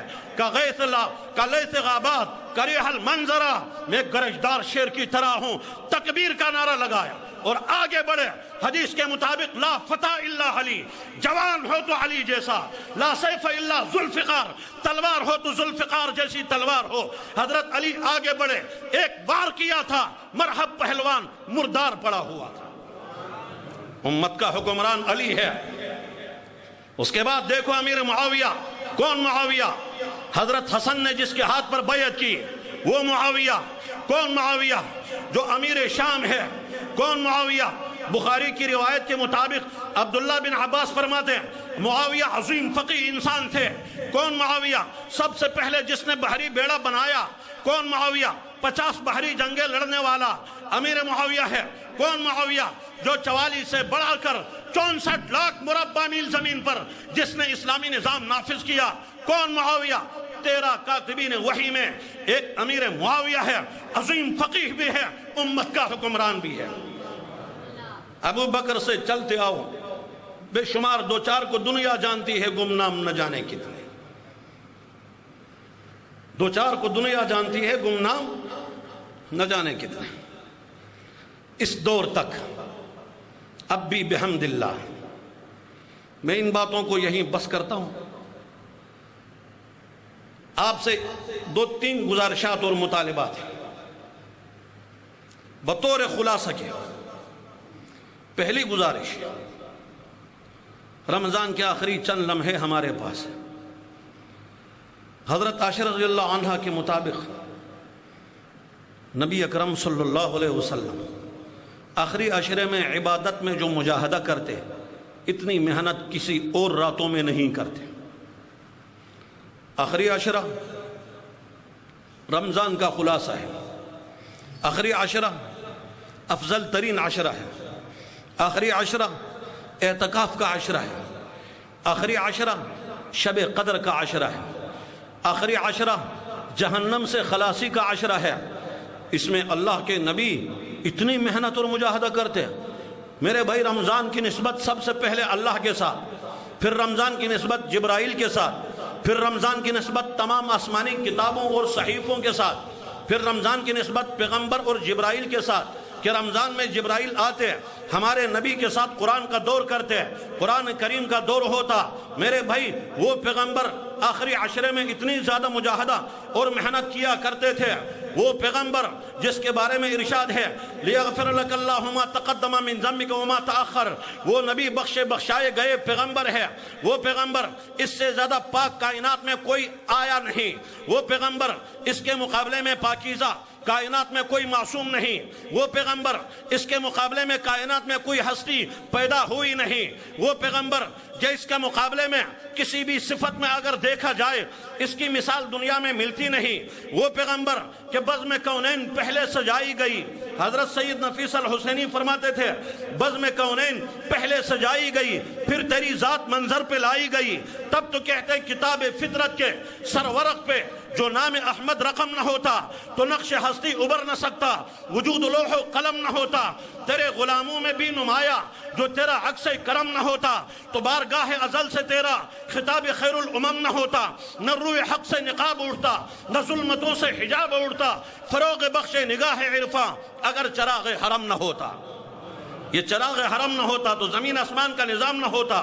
وہ نبی جو وجہ تخلیق کائنات بن کر آئے، وہ نبی جو کل کائنات کے لیے رحمت بن کر آئے، وہ نبی جس کا کی ہر ادا رحمت، ہر طریقہ رحمت، ہر لفظ رحمت، ہر نقش قدم رحمت.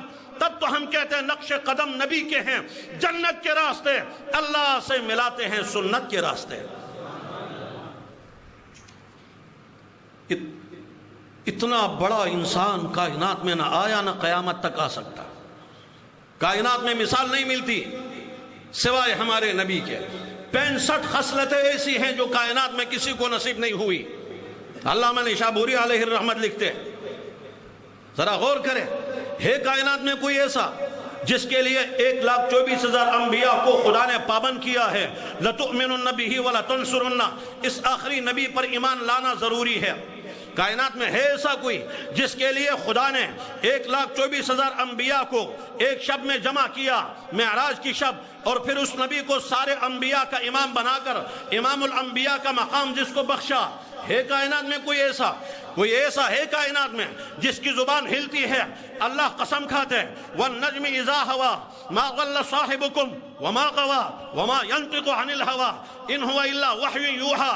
ستارہ ٹوٹ جاتا ہے، مجھے قسم ستارے کی. فرمایا کہ یہ پیغمبر اس کی زبان ہلتی نہیں جب تک دل میں وحی کا نور نہ چمکے. اس کے دل پر وحی کا نور چمکتا ہے، پھر اس کی زبان سے وحی کا نور نکلتا ہے. سر اٹھا کر بولتے تو قرآن کا انداز، سر جھکا کر بولے حدیث کا انداز. هو النبی الآمر الناہی فلا احد ابر فی قول لا منہ ولا نعامی. نا میں اشارہ کرے قیامت تک حرام، ہاں میں اشارہ کرے قیامت تک کے لیے حلال. جس نے ایمان کی حالت میں اس نبی کو ایک نظر دیکھا، اس کو خدا نے صحابی بنا کر پوری امت میں اس کو افضل بنایا. صحابہ کے بعد قیامت تک انسانوں میں اس کو اعلیٰ مقام بخشا. میرے بھائی کائنات میں ہے ایسا کوئی انسان؟ روایات کے مطابق کڑوا اور نمکین پانی کے اندر پیارے نبی نے لعاب دہن ڈالا. اللہ نے آپ کے لعاب کی برکت سے اس پانی کو قیامت تک کے لیے میٹھا کر دیا.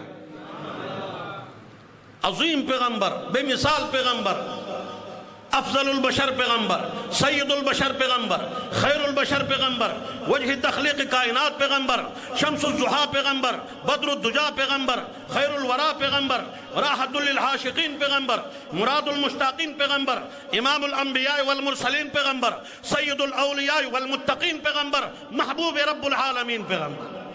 اللہ کا اتنا بڑا محبوب کبھی آیا نہیں کائنات میں. بات یہ ہے کہ عمل سے بنتی ہے جنت بھی جہنم بھی. یہ خاکی اپنی فطرت میں نہ ناری ہے نہ نوری. صرف ناروں سے باتوں سے بات نہیں بنے گی، عمل سے بات بنے گی. پہلی درخواست آخری عشرے میں وہ نبی اتنی عبادت میں محنت کرتے ہیں، ہم ذرا غور کریں کتنی محنت کرتے ہیں. دوسری درخواست علماء کا، حفاظ کا ہمیشہ احترام کریں، کبھی بے ادبی نہ کریں. ان کا قصور صرف یہ ہے کہ انہوں نے قرآن سیکھا، حدیث سیکھ کر قرآن پڑھا رہے ہیں، قرآن سنا رہے ہیں، حق کو حق باطل کو باطل کہہ رہے ہیں. جو قرآن نے کہا ہے وہی یہ عالم بتا رہے ہیں، اپنی طرف سے تو نہیں کہہ رہے. عالم بتا، قرآن نے جب کہہ دیا کہ جبرائیل فرشتوں میں سے ہے، عالم بتاتا ہے جبرائیل فرشتہ ہے، بھائی مانو ایمان لاؤ فرشتوں پر. قرآن نے کہا کہ ان الشیطان للانسان عدو مبین، عالم بتاتا ہے کہ بھائی ابلیس دشمن ہے، اس کو دشمن سمجھو. جو قرآن کہتا ہے وہی عالم کہتا ہے. علماء کا احترام کریں. تیسرا مطالبہ، اپنی اولاد حافظ اور عالم بنا دو. اصل مستقبل انسان کا موت سے شروع ہے. لوگ سمجھتے ہیں کہ اولاد کو ہم دنیاوی تعلیم دے تاکہ آگے چل کر اس کا ایک نام ہو، شہرت ہو، گاڑیاں ہو، زمین ہو، پیسے ہو، نوٹ ہو. ارے بابا یہ سب کچھ رہ جائے گا. خالی ہاتھ قبر میں جانا، قبر میں ساتھ قرآن آئے گا، نیک اعمال قبر میں ساتھ آئیں گے. دنیا کی جاہ و جلال، دنیا کی شہرت، یہاں کی پارٹی، یہاں کی برادری، یہاں کی سرداری، یہاں کا نواب ہونا، خان ہونا، یہاں کی وردی، یہاں کی کرسی، یہاں کے عہدے، یہاں کے نمبر، یہ سارے یہاں رہ جائیں گے. خالی ہاتھ قبر میں جانا ہے، خالی ہاتھ جانا ہے. ساتھ آنے والی چیز اگر ہے تو اللہ کا قرآن ہے، اور اس کے بعد اچھے اعمال ہے. للہ فی اللہ اپنی اولاد کو جو ذہین اور قابل ہو اس کو قرآن کے لیے وقف کر دو. آپ کی اولاد کا مستقبل بھی روشن ہوگا. آپ مر جاؤ گے قبر میں، آپ کی اولاد جو قرآن پڑھتی رہے گی، پڑھاتے رہے گی، آپ کی قبر کو بھی اللہ روشن کرے گا. جب آپ کی اولاد دنیا سے جائے گی اللہ ان کی قبر کو بھی روشن کر دے گا. کیا خیال ہے اپنی اولاد قرآن کے لیے وقف کون کون کرے گا؟ ہاتھ اٹھاؤ ذرا. ہر گھر سے کم از کم ایک بچہ قرآن کے لیے مستقل وقف کر دو. خوش نصیب ہیں وہ جو قرآن پڑھنے والے. بخاری کی روایت، خیرکم من تعلم القرآن وعلم، تم میں بہترین وہ جو قرآن سیکھتے ہیں سکھاتے ہیں. اس کے بعد پھر خوش نصیب وہ ہیں جو ان کے ساتھ جڑے ہوئے ہیں. الحمدللہ پاکستان کے مدارس آزاد ہیں. سعودیہ کو دیکھیں، امارات کو دیکھیں، کسی عالم میں جرت ہے کہ جو 2 لفظ اضافی بول سکے؟ کتنے مسلم ممالک ہیں یار جہاں ممبر پر کوئی بات نہیں کر سکتا، حکومت چاہے جو بھی کرے 2 لفظ نہیں بول سکتے. اور یہاں علماء کو کیا مقام دیا آپ کے سامنے. بھائی ایک عالم دین تو تھا یار، ڈیرہ اسماعیل خان کے ایک عالم دین ہے، مفتی محمود رحمت اللہ علیہ کا فرزند ہے، ایک عالم تو ہے. یہ کیا ہے کہ اس کے خلاف ایک پارٹی کے لوگ جب بھی جلسہ ہوتا ہے تو اس کا نام کا مذاق اڑاتے ہیں، نعرے لگاتے اور ایسے لگے رہتے ہیں جیسے کوئی ذکر کر رہا ہو۔ انا للہ، جیسے وہ تصوف کے بعد سلسلوں میں کہیں ذکر بالجہر ہوتا ہے تو کہیں لوگ اللہ اللہ اللہ اللہ اللہ اللہ بولتے، اسی انداز میں وہ پارٹی کے ہزاروں لوگ جو ہے اس عالم کا مذاق اڑا رہے ہیں، اس قدر جلے ہوئے ہیں۔ اس سے اندازہ ہوتا ہے کہ اس عالم کا مقام کیا ہے۔ مدرسے کا بڑا ہوا عالم تو تھا یار۔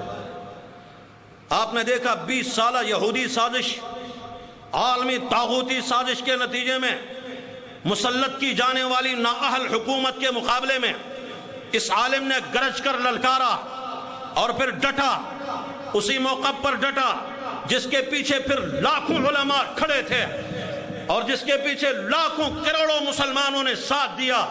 کرتے کرتے بحمد اللہ بالآخر اس نااہل حکومت کا جس نے تختہ الٹ دیا ہے اس کو مولانا فضل الرحمان کہا جاتا ہے۔ اپنی اولاد میں جو قابل ہو اس کو علم پڑھاؤ۔ دارالعلوم دیوبند کی بنیاد قاسم نانوتوی رحمت اللہ علیہ نے چندے کے لیے نہیں رکھی ہے۔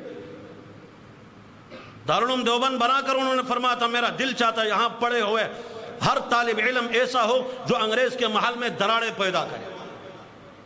قاسم نانوتوی صاحب فرماتے ہیں انگریز کے خلاف فرمایا جنگ بہرحال جاری رہے گی چاہے دارالعلوم کی اینٹ سے اینٹ بجے۔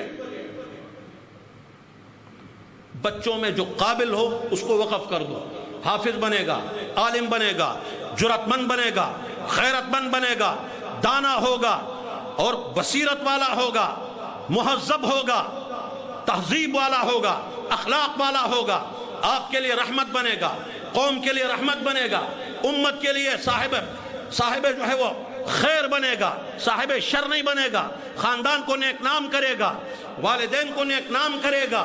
اس لیے آپ سے درخواست ہے اولاد میں سے جو قابل ہو اس کو لازماً قرآن کے لیے وقف کر دو۔ کر دو گے بھائی؟ پکی باتیں کرو گے؟ اور جو مدارس یہاں چل رہے ہیں آپ کے سامنے دار ارقم ہے، جو ہمارے مدارس ہے، آپ سب سے درخواست ہے للہ فی اللہ صرف اپنے رب کو راضی کرنے کے لیے ان مدارس کو مضبوط کریں۔ آپ حضرات مدارس کو مضبوط کریں۔ بحمداللہ آپ کے سامنے یہاں کے علماء آزاد کیوں ہیں؟ سودا کے آزاد کیوں نہیں ہے؟ ابو ظہبی میں آزاد کیوں نہیں ہے؟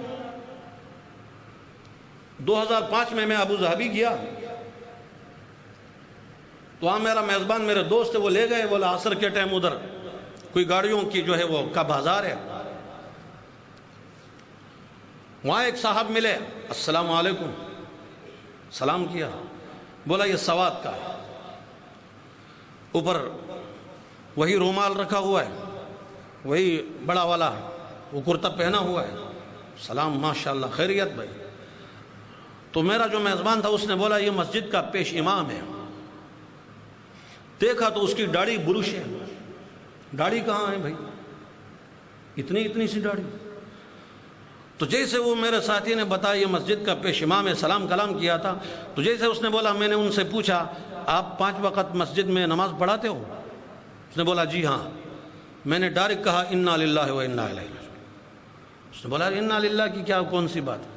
میں نے کہا اللہ کے بندے آپ کو پتہ نہیں ائمہ اربعہ چاروں اماموں کے نزدیک ایک مشت سے داڑھی کا کم کرنا حرام ہے، حرام حرام، ایسے بندے کی امامت مکروہ تحریمی ہے، آپ امت کی نمازیں کیوں خراب کر رہے ہو؟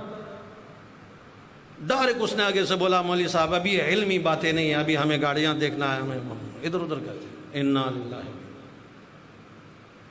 بابا حکومت کی تنخواہ لینے والے ہیں، حکومت کی تنخواہ لے کر اے سی کے بنگلوں میں بیٹھ کر وی وی آئی پراڈو اور مرسڈیزوں میں جو گھوم رہے ہوتے ہیں، ان کو جرأت کہاں سے آئی کہ وہ حکومت کے خلاف بات کر سکے؟ یہاں مدارس آزاد ہیں، یہاں مدارس صرف اللہ کے کرم سے چلتے ہیں۔ بولو کس کے کرم سے چلتے ہیں؟ گرج کر کس کے کرم سے چلتے ہیں؟ اور جو مسلمان ان مدارس میں پیسہ لگاتے ہیں ان مسلمانوں پر اللہ کا کرم ہے۔ کس کا کرم ہے؟ مسلمانوں کا مدارس پر 1 ٹکے کا بھی احسان نہیں ہے۔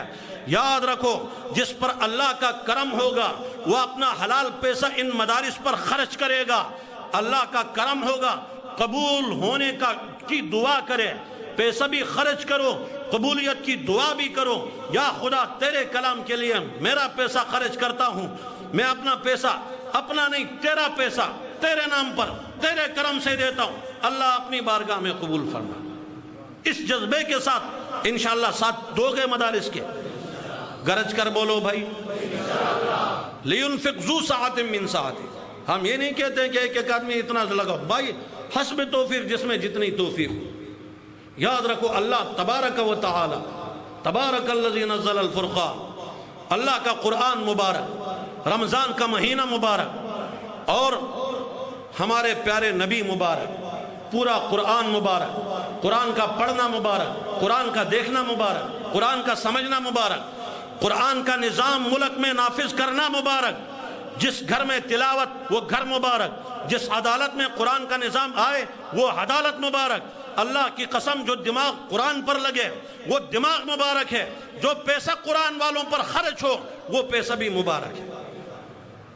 اس جذبے کے ساتھ، اور آخری گزارش، بات ختم کرتا ہوں، رمضان کا مین مقصد جو قرآن نے بتا دیا لعلکم تتقون، تقوی مقصد ہے۔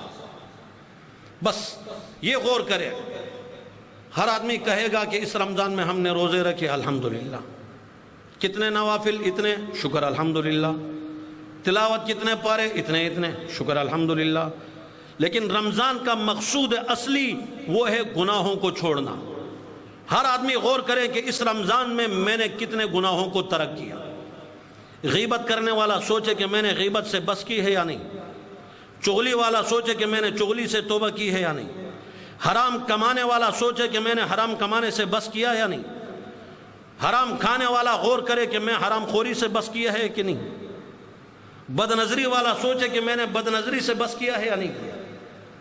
ہر آدمی یہ غور کرے کہ جو رمضان کا مقصد ہے تقوی، اس کو میں حاصل کرنے میں کامیاب ہوا کہ نہیں ہوا۔ اگر نہیں ہوا تو قابل غور ہے، قابل افسوس ہے، فوراً توبہ کرے۔ اور ہمارے پاس 3-4 دن ہے، اس میں ہم توبہ کر سکتے ہیں۔ حکیم الامت حضرت مولانا اشرف علی تھانوی صاحب رحمہ اللہ فرماتے ہیں 1 منٹ میں آدمی اللہ کا ولی بن سکتا ہے۔ 1 منٹ میں آدمی اللہ کا ولی۔ دلیل میں انہوں نے حدیث پیش کی، فرمایا التائب من الذنب کمن لا ذنب لہ، گناہ سے جو بندہ صدق دل سے توبہ کرے گا اللہ اس کو ایسا پاک کرے گا جیسا کہ اس نے گناہ کیا ہی نہیں۔ کیا خیال ہے، توبہ کے لیے تیار ہیں یا نہیں ہیں؟ حدیث قدسی 2 ہے، بطور خلاصہ دونوں کا عرض کروں۔ یا ابن آدم لو اتیتنی بقراب الارض خطایا لو بلغت ذنوبک عنان السماء، اللہ فرماتے تیرے گناہ بادل کی طرح پھیل جائے، زمین سے آسمان تک تیرے گناہوں سے بھر جائے۔ اتنے گناہ تو کسی کے نہیں ہوں گے یار، زمین سے آسمان تک بھر جائے۔ اللہ کرم کرے گا، اجتماعی ماحول پر بھی اللہ رحم کرے گا۔ اللہ تعالی ہم اور آپ سب کو ان باتوں پر عمل کرنے کی توفیق عطا فرمائے۔ وآخر دعوانا ان الحمد اللہم لک الحمد کما انت فصلی علی محمد کما انت وسلم علی محمد کما انت یا حی حین لا حی یا حی محی الموتى یا حی لا الہ الا انت یا ارحم الراحمین یا راحم المساکین یا اکرم الاکرمین، ہم سب کے صغیرہ کبیرہ گناہوں کو معاف فرما۔ یا ذل جلال والاکرام اس مجلس کو اپنی بارگاہ میں قبول فرما۔ یا ارحم الراحمین، یہاں جو قرآن پڑھا گیا سنا گیا اپنی بارگاہ میں قبول فرما۔ ہر حرف پر سب کو اجر عظیم عطا فرما۔ اللہ تعالی ہر حرف پر سب کو اجر عظیم عطا فرما۔ اس پورے مہینے میں اب تک جو نیک اعمال ہوئے صرف تیرے کرم سے ہوئے، اللہ کریم اپنی بارگاہ میں قبول فرما۔ جو لمحات باقی ہیں اللہ تعالیٰ ان لمحوں کو قیمتی بنانے کی توفیق عطا فرما۔ جتنی کمی بیشی غفلت ہم سے ہوئی، کوتاہی ہوئی، اللہ ہم سب کو معاف فرمائے۔ اللہ کریم ہم سب کو اپنے تعلق اور معرفت کا نور نصیب فرمائے، اپنے پیغمبر صلی اللہ علیہ وسلم کا عشق حقیقی نصیب فرمائے، آپ علیہ الصلوۃ والسلام کا نقش قدم پر چلنے کی توفیق عطا فرمائے۔ اللہ تعالیٰ تمام مدارس مساجد کو مزید کامیابی اور ترقی عطا فرمائے۔ اللہ تعالیٰ اس مدرسے کو بھی مزید کامیابی اور ترقی عطا فرمائے۔ ساتھ دینے والے مخلص مسلمانوں کی جان مال آبرو ایمان کی حفاظت فرما اور ان کی نسلوں میں برکتیں عطا فرما۔ اللہ تعالیٰ ان سب کے اور ہم سب کی نسلوں کو قرآن کے علم کے لیے قبول فرمائے، قرآن کے علم کے لیے قبول فرمائے۔ اللہ کریم ہم سب کے والدین، اقربا، رشتہ دار جتنے مسلمان دنیا سے رخصت ہوئے سب کی مغفرت نصیب فرمائے، سب کی مغفرت نصیب فرمائے، سب کی مغفرت نصیب فرمائے۔ یہاں پڑوس میں چند روز قبل ذیشان نامی نوجوان دنیا سے چلا گیا، اللہ تعالیٰ ان کی مغفرت نصیب فرمائے، ان کے والدین کو، پسماندگان کو صبر جمیل عطا فرمائے۔ یا ارحم الراحمین ہم سب کے تمام حاضرین مجلس کے دلوں کے جائز مرادوں کو پورا فرما۔ یا ارحم الراحمین ہم سب کی دعاؤں کو اپنی بارگاہ میں قبول فرما، جو بیمار ہیں شفاء کاملہ عطا فرما، روحانی جسمانی تمام بیماریوں سے ہم سب کو خلاصی عطا فرما۔ اللہ کریم ہم سب کو حق جان کر اتباع نصیب فرما، باطل کو باطل جان کر بچنے کی توفیق عطا فرما۔ اللہ تعالیٰ فلسطین کے مسلمانوں کی مدد فرمائے، اسرائیل کے درندوں کو تباہ و برباد فرمائے۔ اللہ تعالیٰ کل کرۂ ارض پر اسلام کا بول بالا فرمائے، کفر کا منہ کالا فرمائے۔ ہمارے ملک و ملت کے حال پر رحم فرمائے، ملک کی حفاظت فرمائے، ملک کے خلاف جو بھی سازشیں کرنے والے ان کی سازشوں کو ناکام بنائے، اور اس ملک میں اسلامی نظام نافذ کرنے کی ہمیں جرأت اور توفیق عطا فرما۔ یا ارحم الراحمین دونوں جہاں میں ہم سب کو اپنی دائمی رضا نصیب فرما۔ مرنے کے وقت ہم سب کو کامل ایمان کلمہ شہادت نصیب فرما، کامل ایمان کلمہ شہادت نصیب فرما، کامل ایمان کلمہ شہادت نصیب فرما۔ ربنا تقبل منا انك انت السميع العليم وتب علينا انك انت التواب الرحيم وصلى الله على النبي الكريم واله وصحبه اجمعين آمين آمين آمين برحمتك۔ ہو جس کے لیے محفل کونین سجی ہے، ہو جس کے لیے محفل کونین سجی ہے، فردوس بری جس کے وسیلے سے بنی ہے، ہو ہاشم مکی، ہو ہاشم مکی مدنی العربی ہے، ہو میرا نبی میرا نبی میرا نبی ہے، ہو میرا نبی ہے۔ اللہ کا فرمان علم نشرح لک صدرک منصوب ہے ورفعنا لک صدرک، جس ذات کا قرآن میں بھی ذکر چلی ہے، او میرا نبی میرا نبی میرا نبی ہے، او میرا نبی ہے۔ احمد ہے محمد ہے وہی ختم رسل ہے، احمد ہے محمد ہے وہی ختم رسل ہے، مقدوم مربی ہے وہی والی کل ہے، اس پر ہی نظر سارے زمانے کی لگی ہے، او میرا نبی میرا نبی میرا نبی ہے۔ مزمل و یاسین و مدثر و طٰہٰ